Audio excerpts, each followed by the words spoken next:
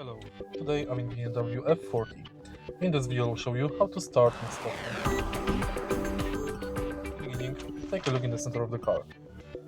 Let's start with stopping engine because my car is already running. Right here we've got the start-stop panel. To stop engine, simply press this button. Before, make sure that the car is in gear and you are pressing brake and clutch. To start engine, press brake, clutch again, and press this button.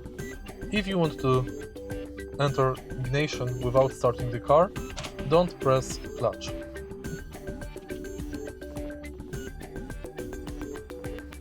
Now press clutch, press button, and the car is on.